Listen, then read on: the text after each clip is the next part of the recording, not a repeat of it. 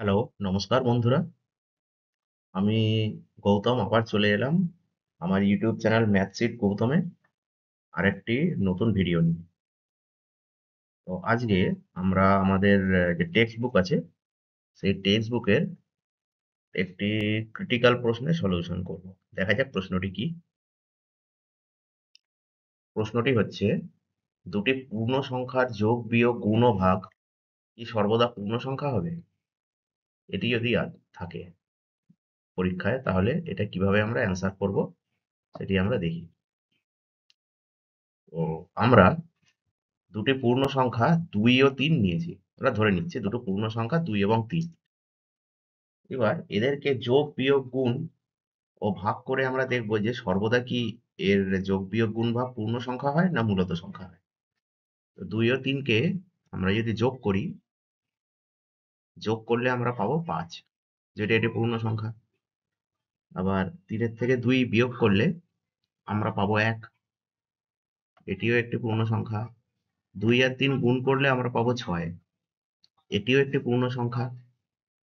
এবং লাস্টে আমরা যদি ৩ এর থেকে ২ ভাগ করি, তাহলে আমরা পাবো ৩/২ বা ১ পূর্ণ ১ এর ২, যেটি কিন্তু একটি মূলদ সংখ্যা।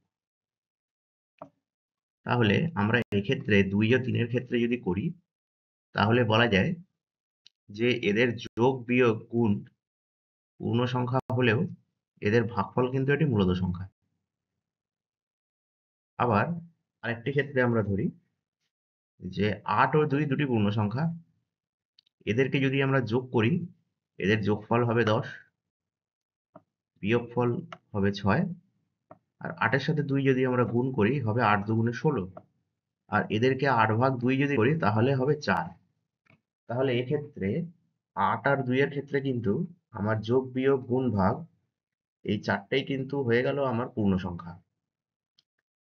তাহলে এই দুটি উদাহরণ থেকে আমরা খুব সহজেই বলতে পারি যে দুটি পূর্ণ সংখ্যার যোগ, বিয়োগ, গুণ, ভাগ যদি আমরা করি, তাহলে সর্বদা কিন্তু এদের পূর্ণ সংখ্যা নাও হতে পারে। যোগ, বিয়োগ, গুণ এই ৩ টের ক্ষেত্রে পূর্ণ সংখ্যা হবেই হবে। কিন্তু ভাগের ক্ষেত্রে আমার পূর্ণ সংখ্যা না হয়ে মূলদ সংখ্যা হতে পারে।